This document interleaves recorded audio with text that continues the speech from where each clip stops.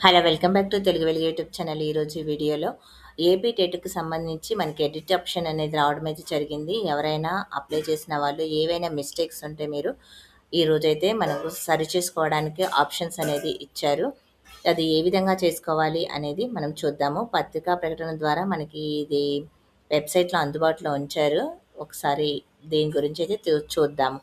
First time మా channel చూస్తున్నట్లయితే subscribe చేసుకోండి. టెట్ డీఎస్‌కి సంబంధించి, నెట్ సెట్‌కి సంబంధించిన ఫుల్ డీటెయిల్స్ అన్నీ కూడా ఛానల్‌లో అందించడం అయితే జరుగుతుంది. జాబ్ అప్డేట్స్ కూడా మీకు అందిస్తున్నాము. మీరు ఫస్ట్ టైం చూస్తుంటే ఛానల్ సబ్స్క్రైబ్ చేసుకోండి. పక్కనే ఉన్న బెల్ ఐకాన్ ఆన్ చేసి పెట్టుకుంటే నేను పెట్టే ప్రతి వీడియో మీకు నోటిఫికేషన్ రూపంలో వస్తుంది. దీనికి సంబంధించిన సిలబస్, ప్రీవియస్ పేపర్స్ అన్నీ కూడా ఛానల్‌లో ఉన్నాయి. మీరు ప్రాక్టీస్‌గా ప్రీవియస్ పేపర్స్ అన్నిటిని కూడా చూడండి. ఇక ఆంధ్రప్రదేశ్ ప్రభుత్వ ఉపాధ్యాయ అర్హత పరీక్ష జూన్‌లో జరిగేటువంటి 2026కి సంబంధించి అప్లికేషన్ ప్రాసెస్ అనేది మనకి 5థ్ జూన్ నుంచి అయితే స్టార్ట్ అయింది. ఎండింగ్ డేట్ అనేది జూలై 5థ్ వరకు అయితే ఉంది కదా! ఏవైనా తప్పిదాలు చేసుకొని ఉన్నట్లయితే సరి చేసుకోవడానికి అభ్యర్థులకు వన్ టైమ్ డిలీట్ ఆప్షన్ అనేది సౌకర్యం ఇవ్వడం అయితే జరిగింది. ఆన్‌లైన్ దరఖాస్తు నింపే క్రమంలో ఏవైనా తప్పులు చేసుకొని ఉన్నట్లయితే మీరు ఈ వెబ్‌సైట్ విజిట్ అవ్వండి. వెబ్‌సైట్ ద్వారా వన్ టైమ్ డిలీట్ ఆప్షన్ సౌకర్యాన్ని ఉపయోగించవచ్చును. సరైన వివరాలతో దరఖాస్తును నింపి తిరిగి మళ్ళీ సబ్మిట్ చేసుకోవాలి. ఏవైనా మీరు మిస్టేక్ చేసి ఉంటే వాటిని ఆ మిస్టేక్స్ అనేది సరిచేసి మళ్ళీ సబ్మిట్ అనేది ఖచ్చితంగా చేయాలి. మీరు మళ్ళీ సబ్మిట్ చేయకపోతే మీ అప్లికేషన్ అనేది రిజెక్ట్ అయితే అవుతుంది. ఎవరైనా మీరు ఒకవేళ మిస్టేక్ చేసినవి సరిచేసుకున్న తర్వాత సబ్మిట్ చేసుకోండి. లేకపోతే సబ్మిట్ చేసుకోకపోతే మళ్ళీ మీరు మీరు రి అన్ని ఆప్షన్స్ అనేది డిలీట్ అయితే అయిపోతాయి. మీరు ఫిల్ చేసినవన్నీ కూడా. అందుకనే ఖచ్చితంగా మీరు సబ్మిట్ అనేది చేయాలి. ఇక్కడ మనకి ఈరోజు 2 జూలై నుంచి మనకు అందుబాటులోకి వస్తుంది. వన్ టైమ్ డిలీట్ ఆప్షన్‌లో ఆధార్ నెంబరు, ఫోన్ నెంబరు తప్ప మిగిలిన అన్ని అంశాలను సరిచేసుకోవడానికి అవకాశం ఇవ్వడమైతే జరిగింది. మన ఆధార్ నెంబరు, ఫోన్ నెంబరు సరిచేసుకోవడానికి తెలీదు. మిగిలిన డీటెయిల్స్ అన్నీ కూడా మనం సరిచేసుకోవడానికైతే ఉంది. వన్ టైమ్ డిలీట్ ఆప్షన్ వినియోగించుకొని తిరిగి దరఖాస్తు చేసుకోవడానికి ఎటువంటి రుసుము అనేది మీరు చెల్లించాల్సిన అవసరం లేదు. ఇదివరకు సమర్పించిన దరఖాస్తును డిలీట్ చేసి సరైన వివరాలు నింపి ఫైనల్ సబ్మిషన్ చేయాలి. లేని ఎడల దరఖాస్తు చేసినట్లుగా పరిగణించబడదు.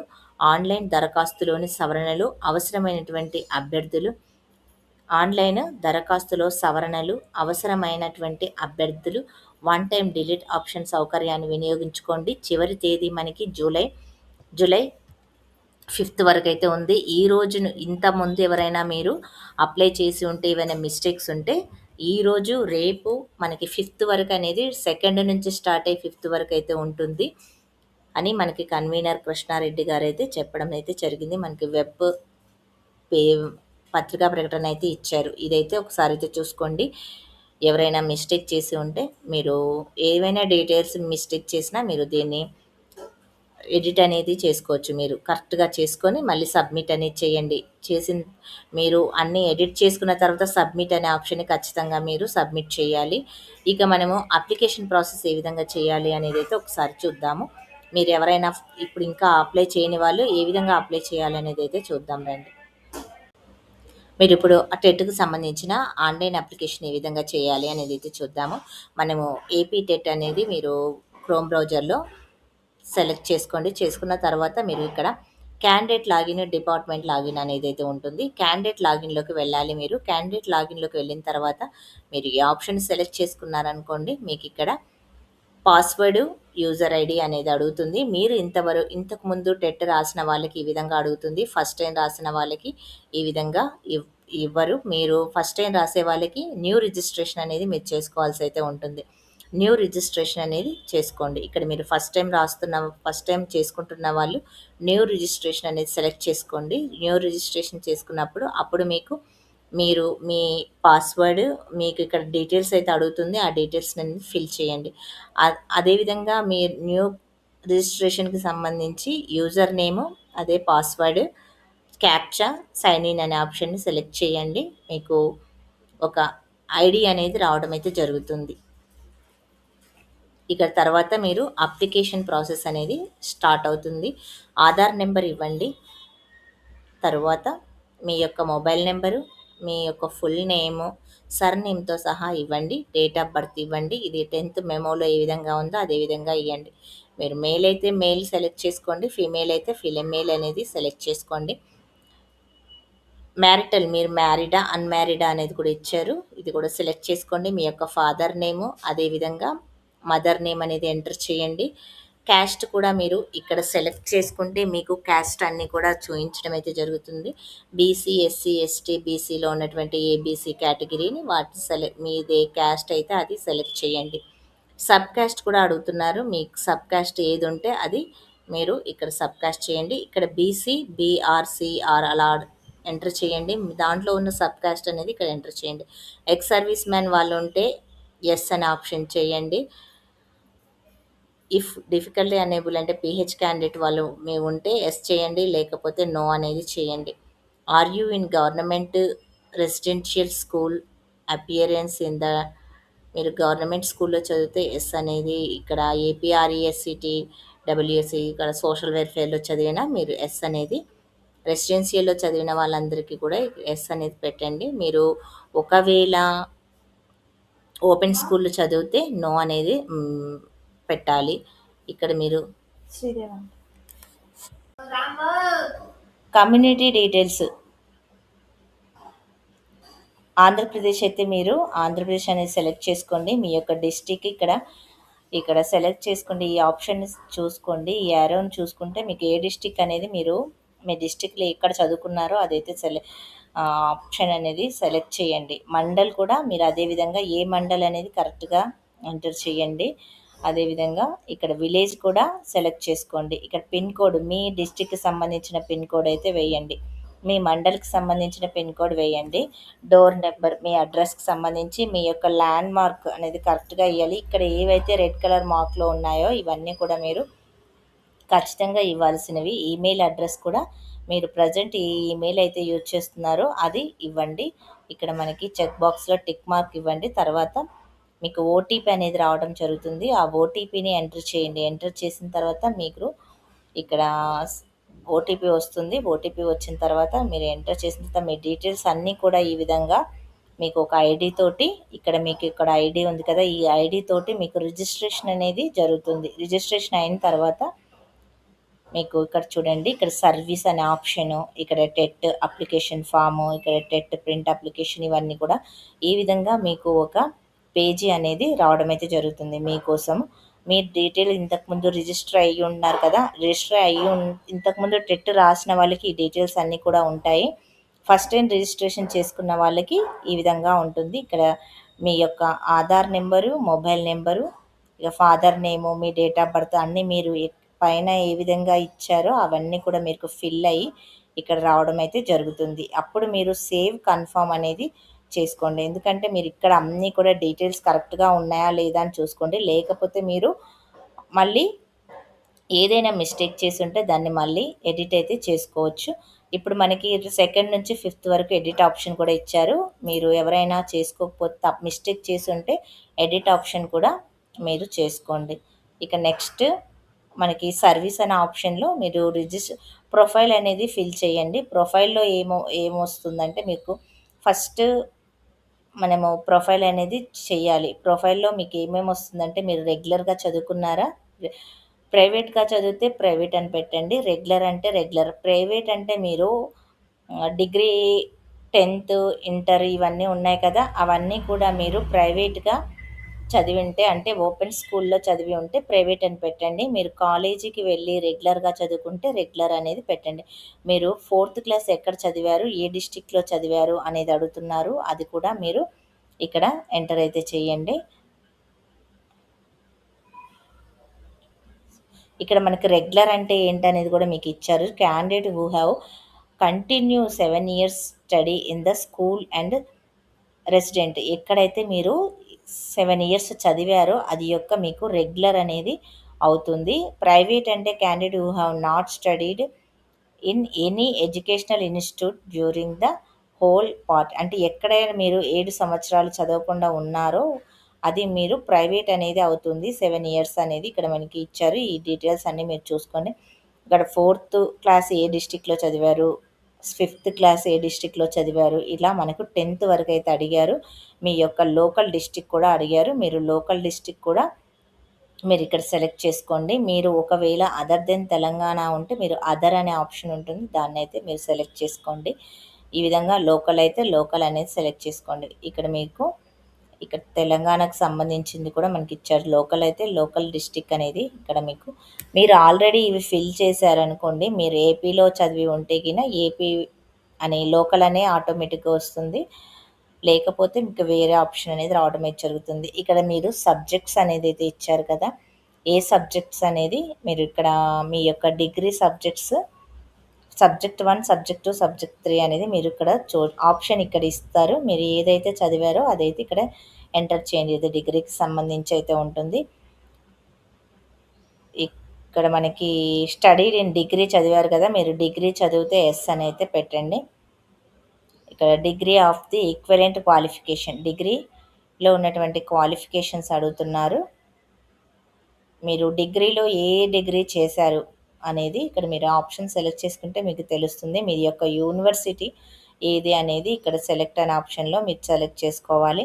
సబ్జెక్ట్స్ తీసుకున్నారు అనేది ఇక్కడ మనకి ఇవ్వడం అయితే జరిగింది. ఈ సబ్జెక్టు ఇది ఇక్కడ యొక్క మీడియం ఏ మీడియం అంటే ఇక్కడ సబ్జెక్ట్‌లో మీరు బీఏ, బీకామ్, బీఎస్సీ ఇవి ఉంటాయి కదా! అవి ఇక్కడ యొక్క మీడియం అడుగుతున్నారు. మీరు తెలుగు మీడియమా, ఇంగ్లీష్ మీడియమా అనేది మీరు ఫస్ట్ లాంగ్వేజ్ ఏది తీసుకున్నారు, సెకండ్ లాంగ్వేజ్ ఏది తీసుకున్నారు అనేది అడుగుతారు. ఇక్కడ సెకండ్ లాంగ్వేజ్ ఇంగ్లీష్ అయితే ఇంగ్లీష్ చేయండి. మీరు ఏది చదివితే అది చేయండి. మీ యొక్క హాల్ టికెట్ నెంబరు ఇది డిగ్రీ యొక్క హాల్ టికెట్ నెంబరు. మీరు డిగ్రీకి సంబంధించిన డీటెయిల్స్ ఇవి.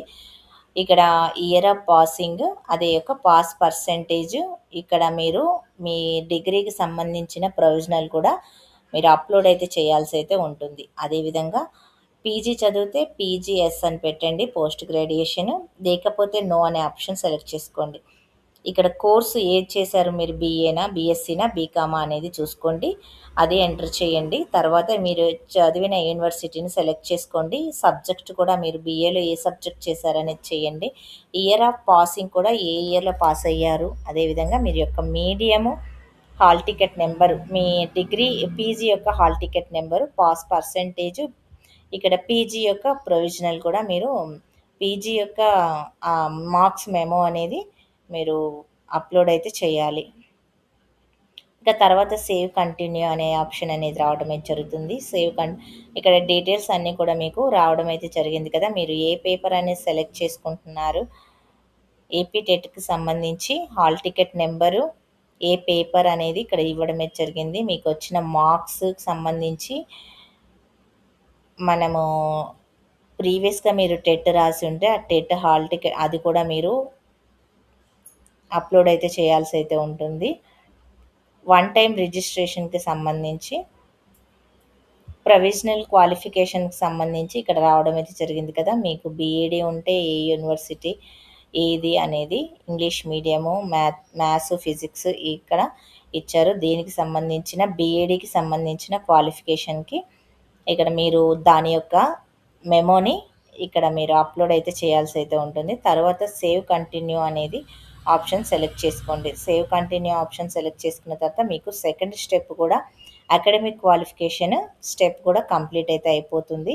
ఒకసారి మీరు మొత్తం ప్రివ్యూ అనేది అయితే చూసుకోండి. మొత్తం మీరు ఇప్పటివరకు ఏవైతే ఫిల్ చేశారో అవన్నీ కూడా మీరు ఏ డిస్ట్రిక్ట్ అయితే డిస్ట్రిక్ట్ వచ్చింది. ఇక్కడ ఏ క్లాస్ అనేది ఆ క్లాస్ అనేది రావడం జరిగింది కదా!